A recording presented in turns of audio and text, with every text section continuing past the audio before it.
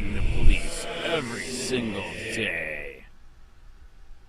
Padlock to lock the gate. And told her you're not leaving. Rosales. And I'm John Sable. Thanks for joining us tonight. First, a Polk County man is in critical condition after investigators say he shot himself and then a deputy shot him twice. This all started with a domestic violence call on Friday night. ABC Action News reporter J.J. Burton explains why the sheriff says the deputy who fired his gun didn't follow protocol. It all started here on Highland Ave when 53-year-old James Bush's ex-girlfriend came to get her dog. Sheriff GRADY Judd says Bush was drunk and he used a padlock to lock the gate. And told her you're not leaving. You're staying here. The sheriff says Bush then put out his gun, threatening to shoot himself and his girlfriend. She called his brother for help, but it didn't work. James puts the gun under his chin and shoots. Shoots himself underneath the chin and into the face. Then deputies arrived and rushed right in. Bush somehow managed to stand up with the gun in his hand, and deputies started yelling at him to drop it. And he immediately cocks the gun. And this is where the sheriff says the deputy who shot Bush didn't exactly follow protocol. He chose to shoot him in the hand and thigh, saying he didn't want to kill him. But I think my deputy took a great risk to his personal life in order to try to save the life of James last night. Because the protocols are you shoot to stop the threat. And that's a center mass shot to the chest. The ex-girlfriend wasn't injured and neither were the deputies. And as for the investigation, that continues, and the deputy who fired his gun is on paid leave. In Polk County, J.J. Burton, ABC Action News. First up here, suspicious death in Winter Haven has police and the community. I don't know, but suffices, that's not important to the events as they occurred. So when she arrived, James was drinking, he was pacing around. Whenever she pulled in, he locked the gate behind her and told her, you're not leaving, you're staying here. So he was holding her against her will. He brandished a .357 handgun where he pointed at her, threatened to kill her, and also threatened to kill himself.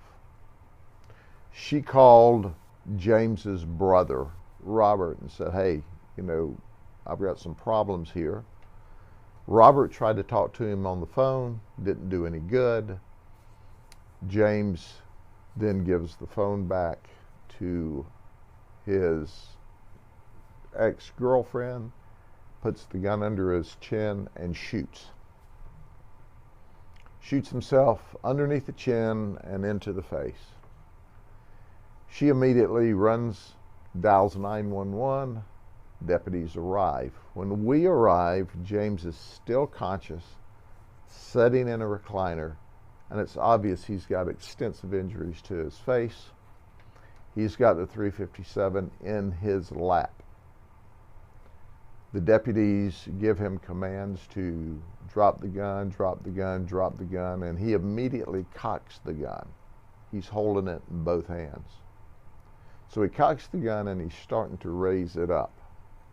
At great risk and peril, one of our deputies decides, rather than to shoot according to protocol, I think I can save this guy's life by only shooting him in the arm or in the hand. Our deputy fires one shot, hits him in the right arm. He's holding the gun with both hands. He transitions to the left hand and he's still got the gun in his hand, and our deputy shoots him again and shoots him in the left hand, and that ultimately goes into his thigh. He dropped the gun at that point. Deputies were able to get the gun away from him.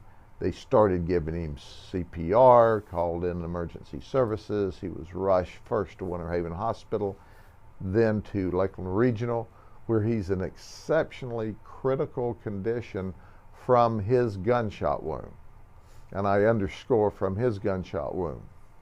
The preliminary information at the hospital is that when he shot himself, there are either fragments of the bullets or of the skull or both that are deeply embedded into his brain, and his chances of survival appear very, very, very low. So obviously we start our investigations. We arrive with our homicide investigation team to work this investigation. We also do an administrative investigation for compliance with policies. Those detectives were on the scene last night.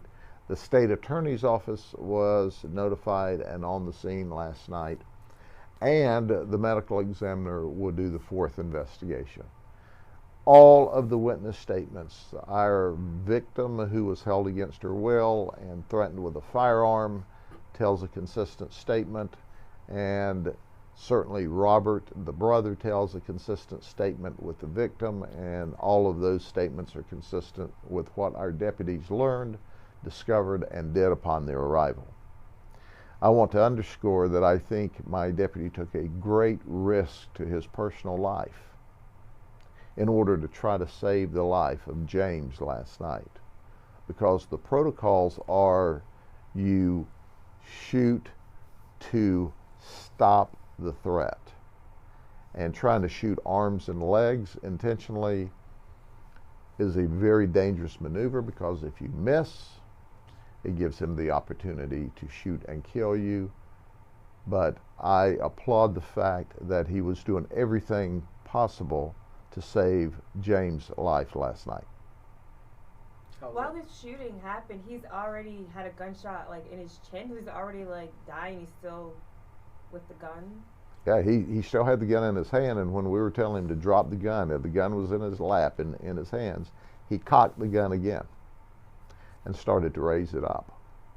Certainly the deputies, for fear of their life, all had the opportunity to legally shoot him and immediately end the threat.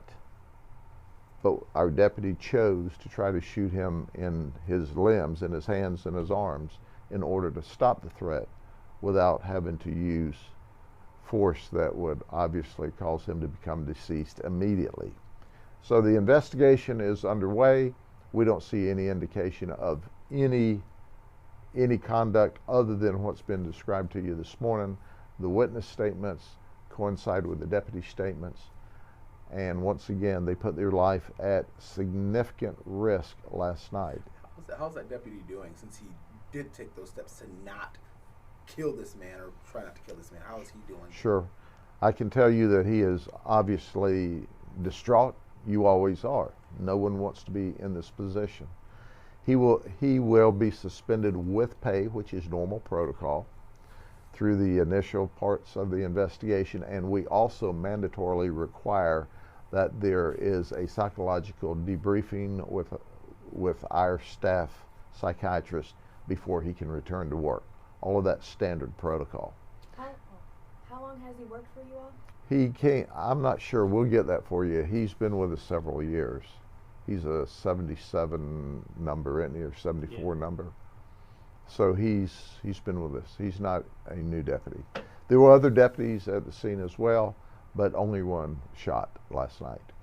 Is there something, you know, people break up all the time, and sometimes they leave property at, you know, the exes. Is there something the victim could have done to maybe prevent, can they get police escorts, or is there anything she could have done that maybe the outcome could have been differently here? You know, we'll dig further into the case as our investigation goes on. Last night we were dealing only with the discharge of the firearm and the initial part of the case. But at the end of the day, I don't know how she ended up there on a Friday night to retrieve the dog, if it was mutual agreement. That's details we'll work out later. But at the end of, when you look at the investigation, however, he'd been drinking heavily. He was pacing around. He was dangerous. He had a firearm. He threatened to kill his ex-girlfriend. He threatened to kill himself.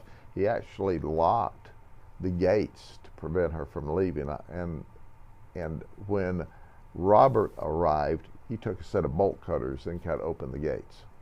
So at the end of the day, it was just a terribly bad domestic violence event that, by the grace of God, none of our deputies were shot and killed last night.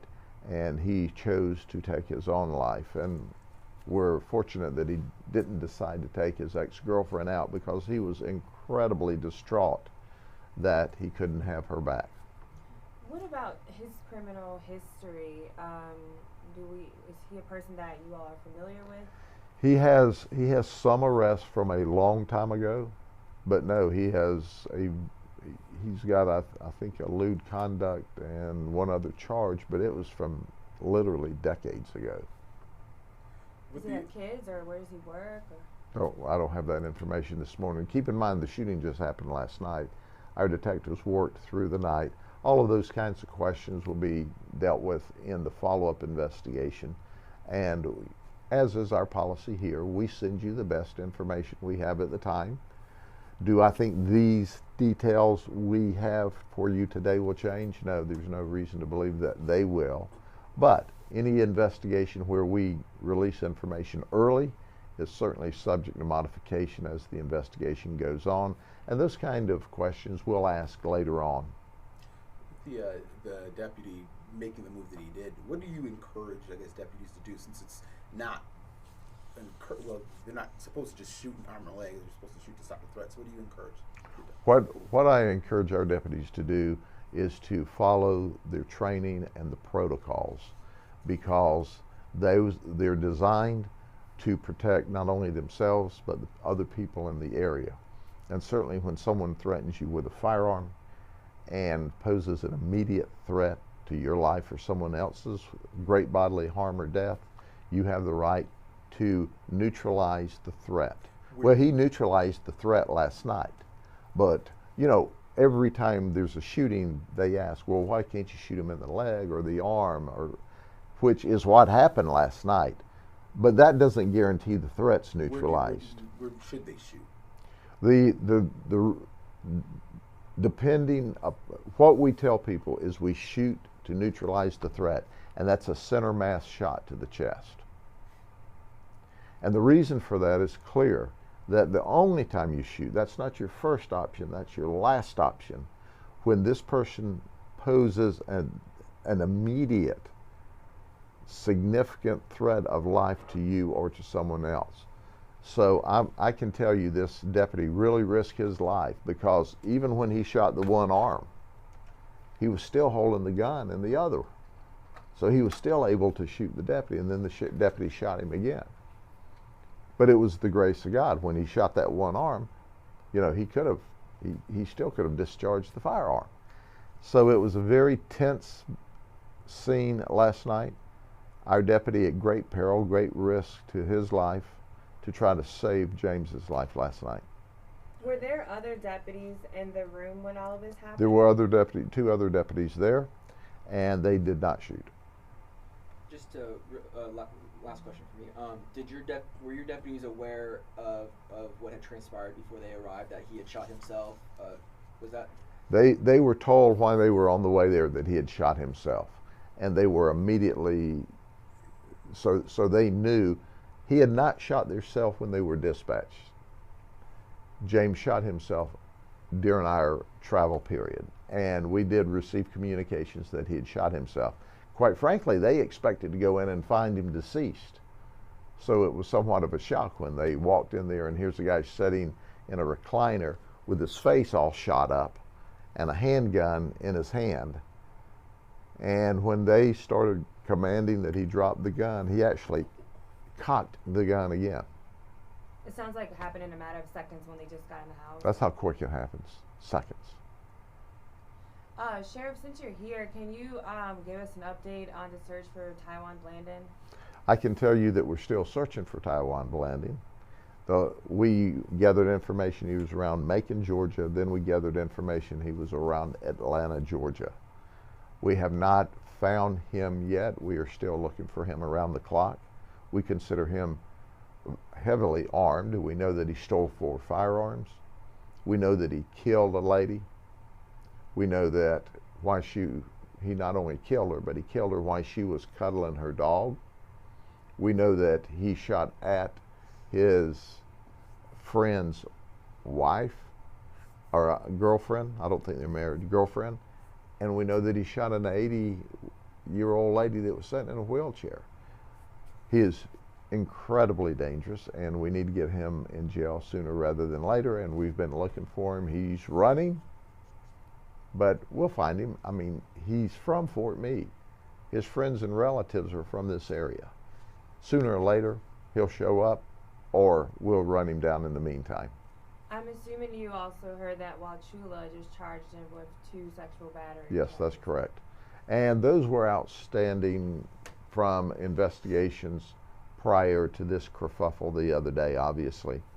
So this is a very bad guy. There's 2 sexual batteries there.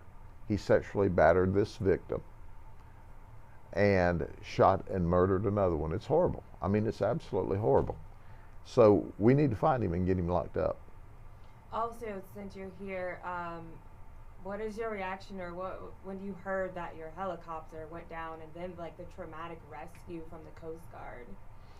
Well, whenever that event occurred, I was in Washington, D.C. meeting with the Attorney General. And I'll probably talk more about that last week. So, well, I'm sorry, I was on my way to Washington, D.C. to meet with the Attorney General. So I was in the plane in the air when our helicopter crashed. And I got the initial briefings, and I just thank God that everybody's alive and well. Helicopters can be replaced, lives can't. And I will get a detailed briefing. We've called in FAA and the NTSB to do parallel investigations to ours because it's an aircraft-related crash. And I appreciate the Coast Guard coming in and assisting with their heavy equipment, because this is one of the events when we needed their help. Where they went down is in a pond that they put materials from where they previously mined, and it's kind of like the consistency of toothpaste. So it was a very difficult environment to rescue from, and the rescue people did an outstanding job. Have you talked to your pilot? I haven't yet, but my staff's been with him. He's not hurt. He's okay. We can replace helicopters. I'm just grateful that both he and the other helicopter pilot are all right. Have you heard any word about whether the condition of that helicopter, like, is it totaled or? I'm not a helicopter expert, but it looks like to me that it's scrap metal. It's tore all to pieces. So I doubt very seriously that it's rehabable. Okay.